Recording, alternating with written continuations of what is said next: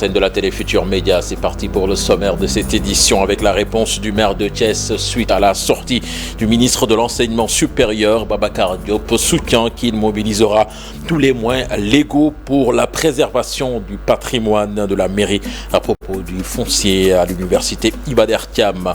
À la Médina, les populations n'en peuvent plus de cohabiter avec les eaux usées.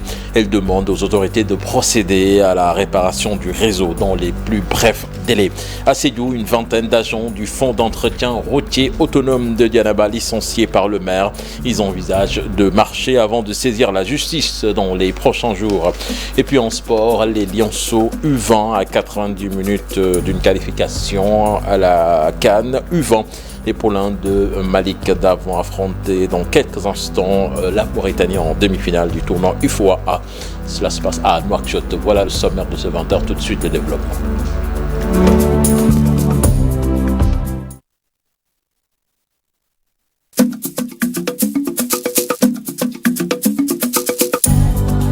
Bienvenue à toutes et à tous. Le maire de Thiès qui sort de sa réserve et répond au ministre de l'Enseignement supérieur. Pour lui, il ne va jamais reculer dans iota. Il mobilisera tous les moyens légaux pour la préservation du patrimoine de la mairie. Il a en outre déploré le manque de sérieux de l'Association internationale des maires francophones. C'était lors d'une conférence de presse tenue à la ville de Thiès, compte rendu signé Cheikh Anta Diop et Seyla Tir.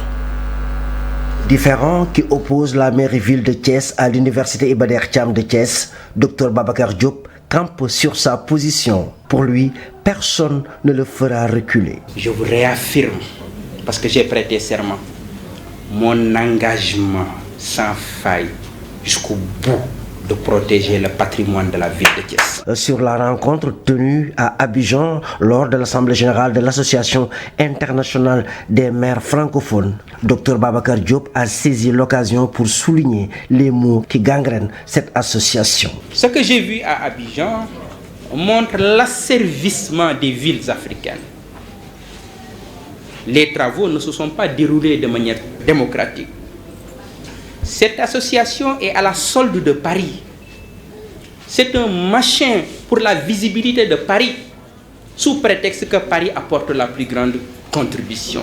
J'ai été déçu lorsque je suis allé vers le secrétaire permanent, en me présentant comme le maire de la ville de Léopold Sédar Senghor, qui est un fondateur de la francophonie. Je me suis rendu compte que ceux qui dirigent cette association n'ont pas de respect pour Senghor, n'ont pas de respect pour Thiès. Ils ne pouvaient pas avoir de respect pour le maire de Thiès. Le maire de Thiès répond à ses détracteurs. Pour lui, il est toujours responsable de Yewwi. Avez-vous une information qu'on dit Dr Babacar Diop de Yewwi? Cheikh Anta, c'est le maire de Thiès qui vous parle.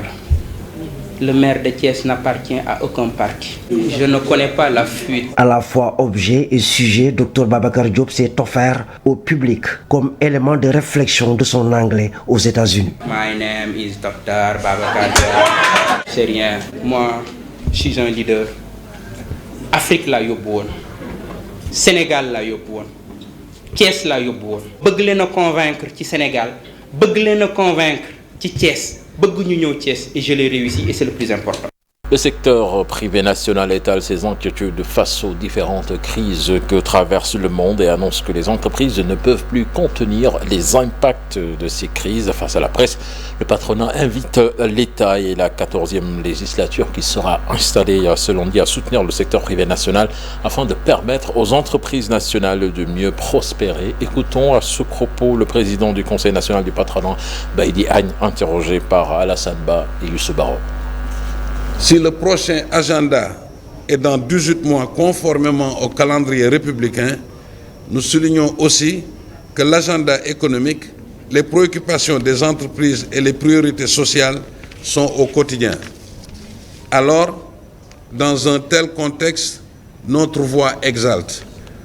Premièrement, à plus de dialogue social, d'équité et de dévouement pour servir honorablement la nation, et contribuer ainsi à la moralisation de la vie publique.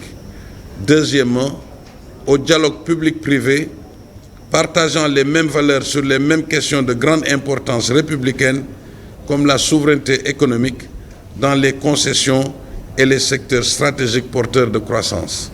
Nous renouvelons notre engagement à accroître les investissements privés nationaux, à créer plus d'emplois décents pour notre jeunesse, à contribuer davantage au développement socio-économique de nos villes et de nos hinterlands. À la 14e législature, nous disons auditionner notre secteur privé national avant de voter toute loi à caractère économique et social. Au prochain gouvernement, nous disons soutenez davantage votre secteur privé national afin de permettre à l'entreprise nationale de prospérer et de répondre à cette forte demande d'emploi de notre jeunesse que nous savons innovante et productive. Je vous l'annonçais dans les titres de ce 20h, les populations de la Médina n'en peuvent plus de cohabiter avec les eaux usées. Ils fustigent l'attitude des autorités et exigent la réparation du réseau. Constat dans ce reportage signé Modou Fall avec des images de Modou Diop. Des eaux dégoulinantes du réseau de l'ONAS indisposent les populations de la Médina. À la rue 11 angle 4, les résidents n'en peuvent plus. Ils vivent le calvaire. Nous avons appelé les gens de l'ONAS, mais rien. Ce sont des eaux usées. Et cela n'est plus sûr. Depuis plus d'une semaine, on voit qu'il y a des eaux usées partout dans la rue. Et c'est la première fois que nous vivons cela. Et puis bon, c'est déplorable. On n'arrive même pas à bien respirer. À défaut d'un appui de la municipalité, ils se prennent en charge, ils se cotisent pour évacuer ces eaux usées. On se cotise, certains donnent 1000 francs, d'autres 500 ou 5000 pour acheter du carburant, afin de faire fonctionner les motopompes, puisque ce n'est plus sûr pour nous, population de la Médina. Autorités yi fi nekk ñëpp woo nañ leen bàyyiwuñu kenn ba si sunu maire bi ñoom ñëpp yëg nañ li fi xew mais ba léegi teguñu fi seen tànk. gisuñu Bamba Fall gisuñu ay conseillers gisuñu kenn gisuñu leen. Des eaux usées qui fragilisent la santé des populations médinoises. tawat bi nag du ma ne kenn la waaye. J'étais hospitalisé et pour moi, ces eaux en sont les principales causes. On pataugeait pour aller au marché afin de subvenir aux besoins de nos familles. C'est après que j'ai senti des douleurs. Les populations médinoises tendent la main aux autorités de la localité, car pour elles, cette situation ne peut perdurer. Et puis les acteurs des médias formés pour mieux sensibiliser les populations à la lutte contre les inondations. L'ONAS compte sur les journalistes donc pour inciter les habitants à privilégier l'assainissement. Il estime que face aux inondations, il faut un combat de tous. En atelier de 2 jours, c'est tenu à Sali.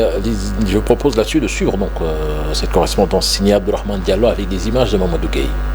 Participe à la lutte contre les inondations, mais aussi permet aux habitants d'avoir un bien-être. Et pour cela, ils ont besoin d'être sensibilisés. Chaque domaine a ses réalités. Nous savons que nous avons des journalistes aguerris au Sénégal, des journalistes qui connaissent leur métier.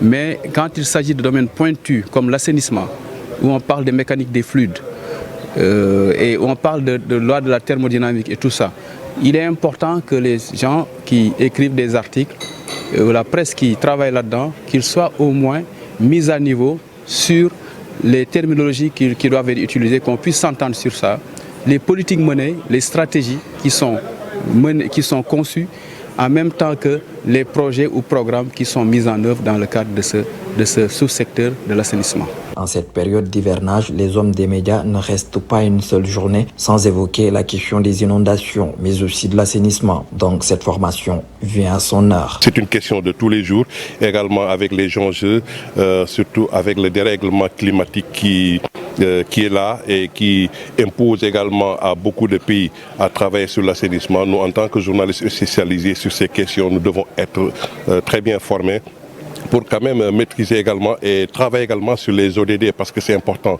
parce qu'il arrive également que des plans-programmes soient donc faits par l'État mais qui n'aboutissent pas. Il faut également qu'il y ait un assainissement pour maintenir un cadre de vie pour les populations. Les structures chargées de l'assainissement et autres comptent sur les journalistes pour sensibiliser la population mais aussi participer à leur manière à la lutte contre l'insalubrité.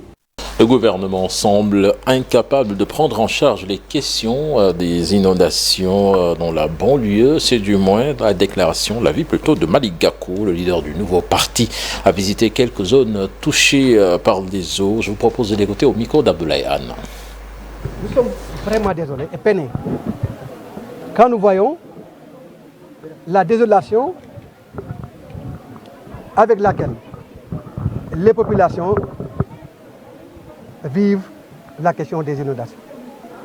Nous savons bien que tout va mal dans ce pays. Et l'État du Sénégal, le président Macky Sall et son gouvernement ont fini d'accepter qu'ils sont incapables de trouver une solution définitive à la question des inondations. Je crois que tout le monde a entendu le gouvernement déclarer avoir dépensé des milliards. Ces milliards ont servi à quoi? Que pour la résolution définitive de la question des inondations, il faut des solutions structurelles qui incombent à l'État du Sénégal. Et en 2024, l'alternative qui va être l'alternative de paix, de développement et de croissance inclusive permettra naturellement à ce que ces genres de questions relativement au cadre de vie des populations, à leur bien-être, à leur pouvoir d'achat, à la résolution de toutes les questions liées à l'emploi des jeunes, mais également à la satisfaction deux grands agrégats du développement qui sont les mamelles d'une croissance inclusive, c'est-à-dire le développement industriel et le développement agricole. Mais toutes ces problématiques doivent trouver des solutions et nous sommes à même d'apporter ces solutions-là pour le grand bonheur du peuple sénégalais. Et puis le ministre du Tourisme et des Transports qualifie de fake news l'information sur une supposée inondation de l'aéroport international de Saint-Louis. Alioune Sarr y a effectué ce jeudi une visite de chantier pour s'enquérir de l'état d'avancement des travaux. Je vous propose d'écouter des propos recueillis par Ousseynou Diop. Les éléments sont au vert et je suis également heureux de constater aussi que toute l'infrastructure est bien là, bien intacte avec tout ce qu'on avait prévu comme élément de travail. Donc je suis très satisfait en tout cas de voir cela et dire simplement que cet investissement, comme vous le savez, qui est un projet important du président Macky Sall pour la région de Saint-Louis, mais également pour le Sénégal, qui vise à améliorer le déplacement de nos concitoyens dans cette région de manière sécurisée, mais avec aussi la sécurité qu'il faut, mais aussi planifier, anticiper pour la phase prochaine de l'exploitation du gaz de la région, qui fera que cette région sera une région. Je ne vais pas m'étaler dans la polémique stérile. Nous suivons les instructions du président Macky Sall de réaliser des infrastructures pour aujourd'hui, pour la prochaine génération, et je pense que vous êtes les meilleurs témoins de tout cela. On n'a pas besoin de dire davantage sur des choses qui relèvent plus du fake news que... Et puis 22 agents du fonds d'entretien routier autonome de Djanaba ont été licenciés par le nouveau maire de la commune. Ces agents de FERA et la société civile comptent organiser une marche de protestation et saisir la justice si le maire ne revient pas sur sa décision. Explication Bakary Konté Khaliyame. 22 agents de FERA de la commune de Djanaba ont été licenciés par le nouveau maire de la localité, Lamine Cissé. Une situation que déplore la société civile du Sud. Ces travailleurs ont été victimes d'un complot politique de la part du maire. Si chaque maire réagissait comme ce maire-là, je pense qu'il n'y aura aucun agent dans les collectivités territoriales. Ce qui est vraiment incompréhensible. Parce que comment peut-on se permettre de renvoyer parce que tout simplement et de remplacer une équipe parce que tout simplement ces gens-là n'étaient pas avec toi lors des élections passées ou ce sont des gens qui ne s'intéressent pas à la chose politique. Parce qu'il ne faut pas aussi politiser les institutions. C'est ce qu'il faut éviter. Parce que si ce programme a été mis en place par l'État du Sénégal, c'est pour résorber le taux de chômage dans les différentes collectivités territoriales. Si les populations lui ont porté leur confiance, c'est pour qu'il au moins assure le développement de la collectivité territoriale. Mais si c'est un va-t-en-guerre qui est là vraiment pour ouvrir des fronts, affronter la population à la base, je dis que c'est un maire qui ne mérite pas sa place. Il doit démissionner avant la fin de son mandat. Selon ces agents du fonds d'entretien routier autonome, ils sont restés 8 mois sans salaire avant d'être remerciés. Ils demandent au sous-préfet de Djendé de réagir le plus rapidement possible afin que le maire revienne dans de meilleurs sentiments. Le sous-préfet de Djendé de tout faire vraiment pour voir le maire, le ramener à la raison, le faire comprendre que la mairie n'est pas une boutique. Il faut qu'il le mette en tête. Parce que ces gens-là, ils doivent être rétablis dans leurs droits. Parce qu'ils ont des arriérés de 8 mois. Et c'est incompréhensible que jusqu'à présent, que ces pères de famille n'entrent pas dans leur fonds. Et nous demandons au maire de revenir à de meilleurs sentiments. À de meilleurs sentiments. Il faut qu'il revienne à de meilleurs sentiments. S'il ne comprend pas ils ne maîtrisent pas la législation du travail, qu'ils prennent le temps vraiment d'aller suivre une formation dans ce sens. Une grande marche populaire est prévue dans les jours à venir dans la commune de Dianaba. Nous avons tenté de joindre le maire Lamine Cissé, mais nos efforts sont restés vains. Nous allons à Kaolaka présent avec l'association Andetaha au marché central qui dénonce la présence des tabliers aux alentours du marché. Selon le président de la dite association, ces tabliers impactent négativement sur l'activité des commerçants. À cela s'ajoutent ces taxes exorbitantes.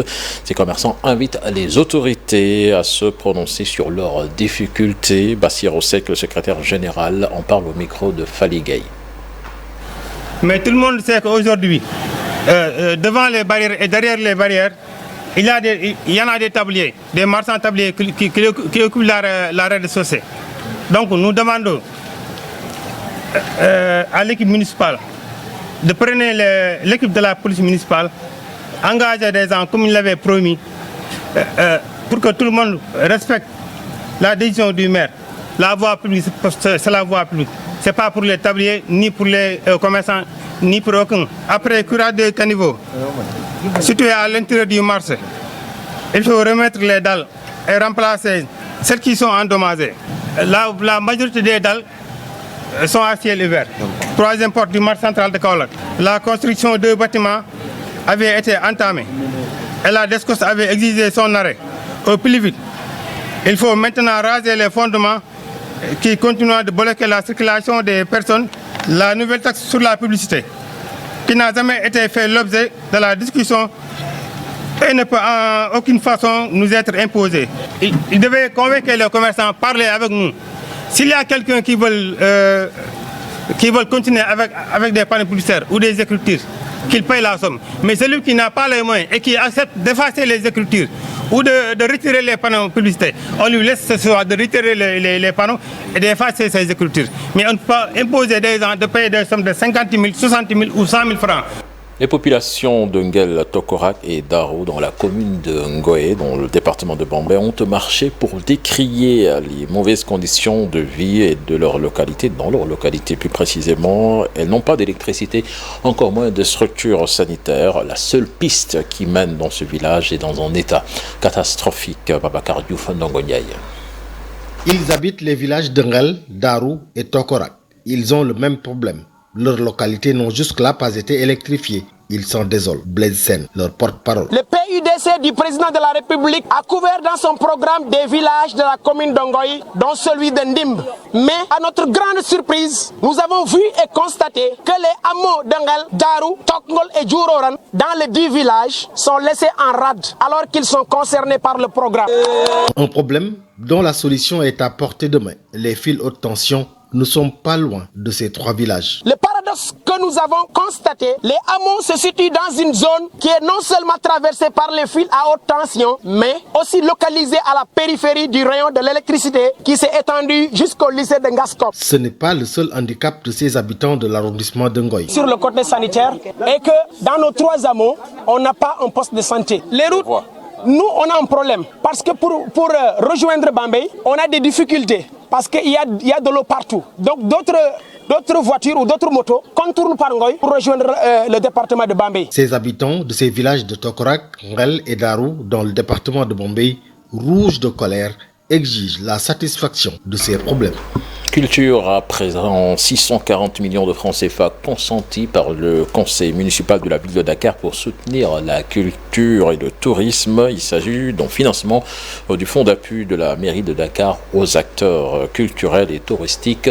Au total, 100 bénéficiaires répartis dans différentes expressions artistiques, livres et mode, art scénique, audiovisuel, section art visuel. Les détails dans cet élément signé Iboudouf avec les images de Pape Sangonembaye. Ils sont pour la plupart du monde de la culture, des acteurs qui ont tous compris que leur secteur d'activité ne se réduit pas au loisir et au divertissement, mais constitue aussi un levier économique, social et éducatif. Voilà pourquoi il apprécie cette vision de la mairie de la ville de Dakar. L'initiative doit être en tout cas renouvelée et de façon très spontanée. Et je pense que c'est une très bonne initiative.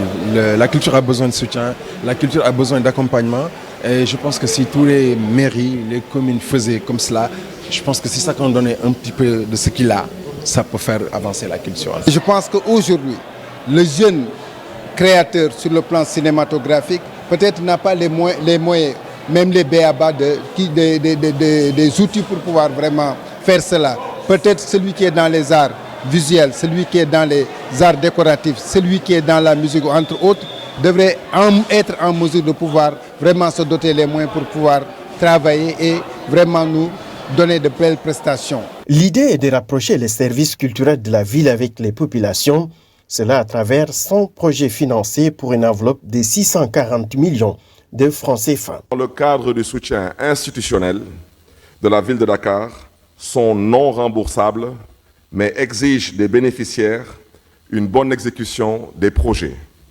pour impacter positivement sur l'écosystème des industries culturelles et créatives de la ville de Dakar.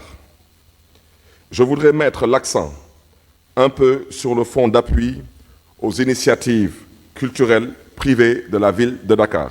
Le fonds d'appui aux initiatives culturelles privées de la ville de Dakar est institué par la délibération du conseil municipal. L'objectif de ce fonds d'appui est de contribuer qualitativement à la réalisation des projets culturels dans le territoire de la ville de Dakar qui correspond au département de Dakar et aux 19 communes. Ibo Diouf. Et puis ce match ô combien important de nos Lionceaux U20, c'est dans une dizaine de minutes face à la Mauritanie. Match comptant pour les demi-finales du tournoi UFOA à Nouakchott, les Lions du Sénégal qui doivent s'imposer donc pour aller à la Coupe d'Afrique des Nations U20, les poulains de Malik Daf donc qui vont essayer de décrocher cette qualification. Ça ne sera pas facile en terre mauritanienne, mais on espère qu'ils feront bien le job. Voilà, merci, c'était tout pour ce 20h. Excellent suivi des programmes en compagnie de la Télé Futur Média. Dans quelques instants, vous avez rendez-vous avec Binta Diallo pour la deuxième partie de Soir d'Info.